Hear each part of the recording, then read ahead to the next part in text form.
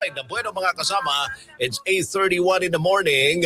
Nasa linya po natin ngayon via Zoom. Speaking of usapang batas mga kasama, na-miss ko din to.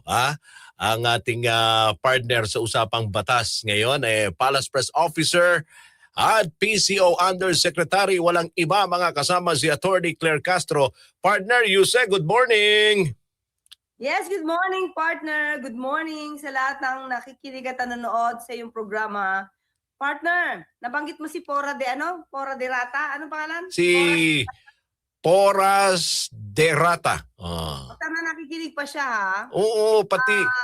Kasi, buti sa'yo nandiyan. Sa akin hindi na yan nakakapunta. Siguro dahil gabi na si Poras.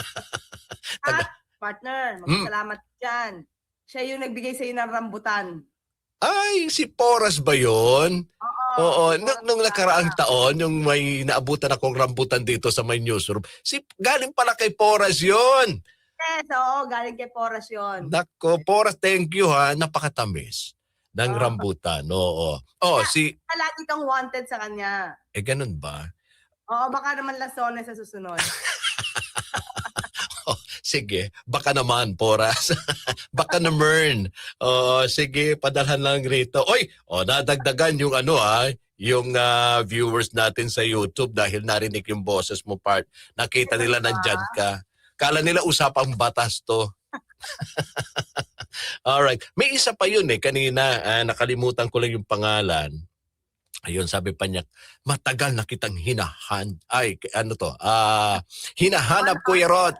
Sabi ko, buti na lang, hindi hinahanting, hinahanap lang kasi pag hinidelikado yun O baka magka-reward yung ulo mo pag Pero hindi naman naabot sa 10 milyon, partner. Oo, wala. Ano pwede pa? 10 piso? Hanggang dyan lang. May sukli pa yon, partner, ha? Ibabalik pa nila yung sukli. Sobra-sobra ng 10 piso. 5 piso na lang. Ay, nako talaga. Happy New Year, partner. Hindi pa kita binati ng Happy New Year. Yes, Happy New Year. And partner, successful yung ating pagbibigay ayuda sa mga kababayan natin. Nakita ko yung video, partner. Yes, oo. Alam mo, yun nga, partner mahigit 50 yun, partner, ang nabiyayaan ng munting regalo, pero para sa ating mga kababayan, napakalaking bagay yon. So maraming salamat sa ating mga kayubi, sa iyo, partner, sa inisyatibo. Oo. Partner, actually galing yan sa mga ka-clear. Oo, ka-clear, yes. Opo, naging na to naging parang tradisyon na taon-taon tuwing pagsapit ang Christmas, may mga munting regalo po. Nawala si Yusek. Partner, nawala ka? Pa ako? Oo. Nawala ako. Bakit ganon? Nawala. Dito pa ako, nakita pa kita. Oo. Ayun. Nawala ako? Oo, nawala, partner.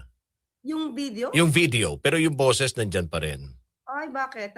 Okay, tatry ko, papasok ulit ako. Ayan okay na, partner. Okay. Si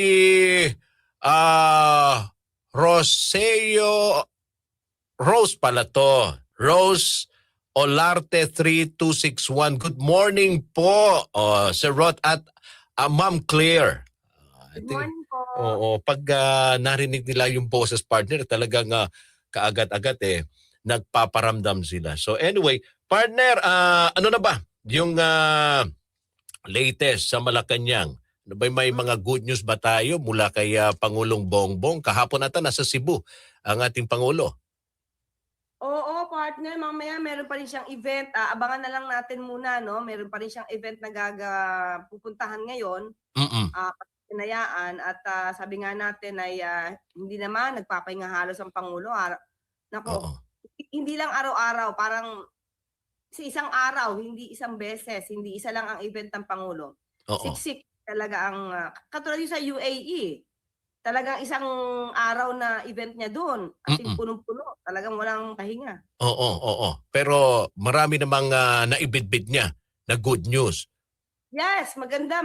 Kasi yung sabi nga nila, yung parang pinaka-largest data center ay mag-i-invest, may plano mag-invest dito sa Pilipinas.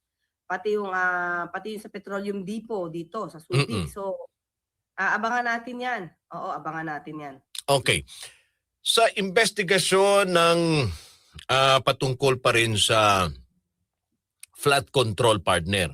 Okay, may binabanggit si Senator Lacson na yung mga sinasabi ni dating DPWH Secretary Bonoan, hindi daw pala yung tama, mali-mali yung sinubmit sa kaugnay sa flood control project sa Malacanang. Eto ba ay nakarating na kay Pangulong Bongbong? Yes, nakarating na 'to. Itong mga nabanggit nitong si Senator Lacson at ang DPWH nga, si Secretary Vince, ay tinitignan mabuti kung saan yung sinasabing mga pagsisinungaling. Dahil totoo naman na nagkaroon ng mga ghost projects at tinitignan mabuti kung saan ang nagawang panloloko di umano ni dating Secretary Bonoan. Pero 'di ba umikot mismo si PBBM dito sa mga anomalyang flood control projects at siya mismo personal na nakita. Ito ba yung mga pinuntahan niya? Ito rin ba ang nasa listahan ni Secretary Bonoan dati?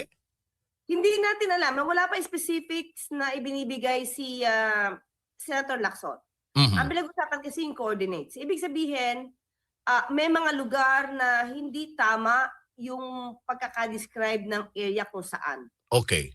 So ang pinuntahan naman ng Pangulo talagang reported na kunyari let's say flood control project sa Tondo, Manila. Halimbawa lang Tondo, Manila. So naka-specify naman yung lugar, yun yung pinuntahan ng Pangulo, makikita niya wala palang gawa. Pero itong sasabi kasi ni Senator Lacson, mali yung coordinates. Ibig sabihin, may project pero iniba yung lugar. Oo. Iniba yung lugar, iniba yung description kung saan, kaya maliligaw yung tao kung pupunta doon o hindi. Kasi hindi pala yun yung coordinates. So yun yung tinitignan ngayon ng DPWH. Oo. So ito ay iimbestigahan. Yes, okay. Kailangan makita to ng DPWH kasi baka nga sa dami-dami ng mga projects tapos nakalagay lang dyan flood control A, flood control B sa isang lugar. Yung pala, iba naman yung coordinates na inilagay. So hindi mo talaga siya mahahanap. So mas marami pang mga masasabi natin ghost projects. Sa ngayon, hindi pa masabi. Kailangan makita pa to ni Secretary Vince. Okay. Anong naging reaksyon ni Pangulo? Siyempre pag gano'n, di ba, ikaw na nagtiwala ka. Ikaw na cabinet secretary ka. Kung totoo yun, di ba, siyempre magugulat ang Pangulo. Bakit nagawa pang mag-betray? Pero as of now, partner, kailangan mo na talaga makita anong specific, kumbaga yung detalye, no?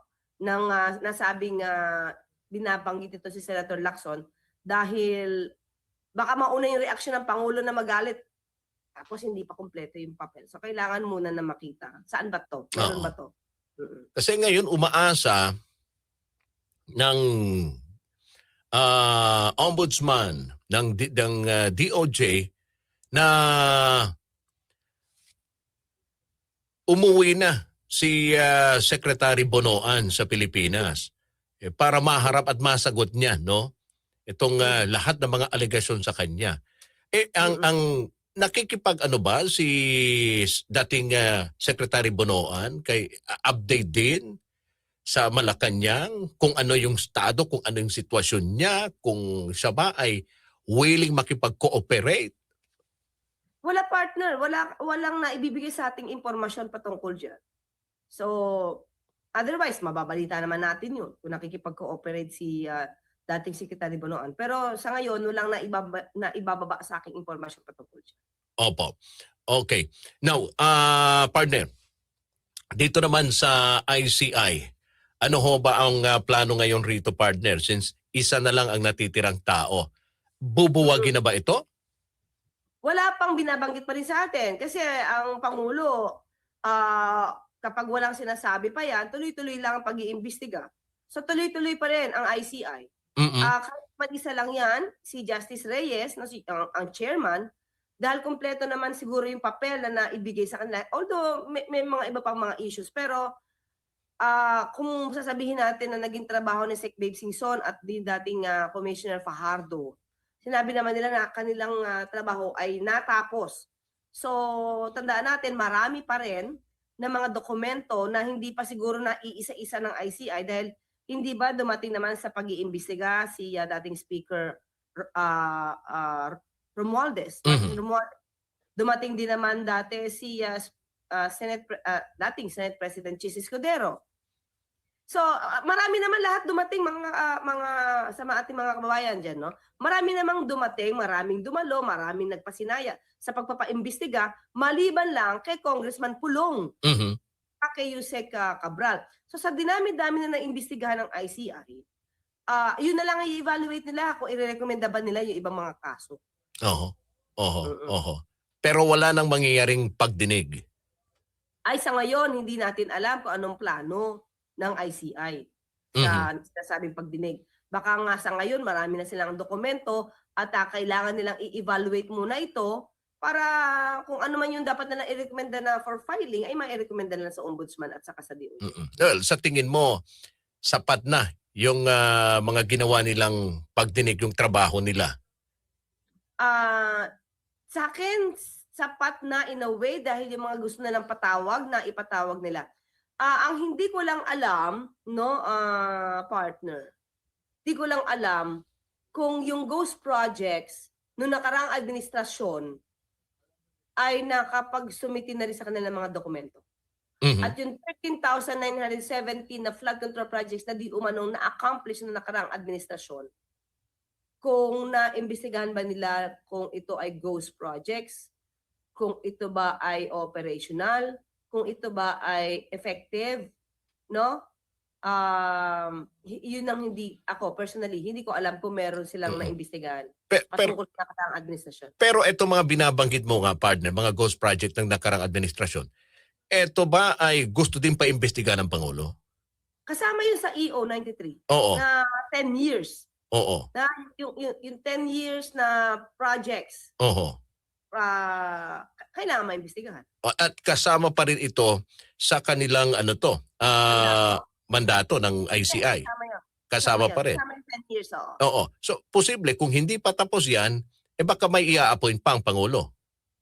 Tignan natin. Oo, tignan natin kasi kahit na if ever man na hindi pa nila ito maimbestigahan, kahit sa ngayon kahit nandiyan pa yung ICI, the Ombudsman and the DOJ can investigate those ghost projects at the time of former President Duterte. Motu proprio. It can investigate on its own. May ICI man o walang ICI. Okay. Partner, gusto ko lang kunin ang reaction mo din dito sa binabanggit nga ni Batangas 1st District Representative Lebiste na may planong magsampa ata ng kaso laban sa partner dahil sa usapin ang pagbenta umano ng kumpanya niya na may prangkisa. Anong reaction mo rito, partner? Libel. Sa prangkisa, pagbenta niya ng prangkisa? Oo. So anong sinabi ko na libelous? Oo. Natanong ko lang kung anong nasabi ko na libelous. Well, hindi ko napakinggan no yung buong kung ano man yung naging statement mo rito, partner, patungkol doon sa usapin ng prangkisa ng kanyang kumpanya. Pero sa isang interview, partner, sa kabilang himpilan, ito yung sinasabi, no? Di umano magsasampa ng kasong libelo against you. Hindi ko alam kung anong gusto niya patungkulon dyan. So, tingnan ko na lang kung ano yung kwento niya. Oo. Okay, hihintay na lang yung kung anong magiging hagbang niya. Alright. So anyway, partner, maraming salamat. Alam ko na napaka-busy ka, pero maraming salamat sa inyong oras at panahon. Tuloy pa rin ba yung live para sa mga ka-clear gabi-gabi? Oo, gabi-gabi pa rin yan. Gabi-gabi. At sabi ko nga, yung mga ka-clear mismo, sila ang nag-initiate, partner, na makapagbigay kami ng konting pamasko sa ating mga kababayan. Oo, sa kanila talaga galing 'yon. Yung ganong kumbaga intensyon, yung kanilang suggestion sa kanila nang galing. So maraming salamat sa mga ka-clear. Precious, of course, Kayubi. ayun, Precious Gaspar 4548, saan ka galing, Kuya Rod? Kailan daw na ako nakita. Sabi naman ni Rose, sa radyo lang po ako nakikinig dahil bundok po kami sa Quezon. Kaya excited po akong makita kayong dalawa ngayon.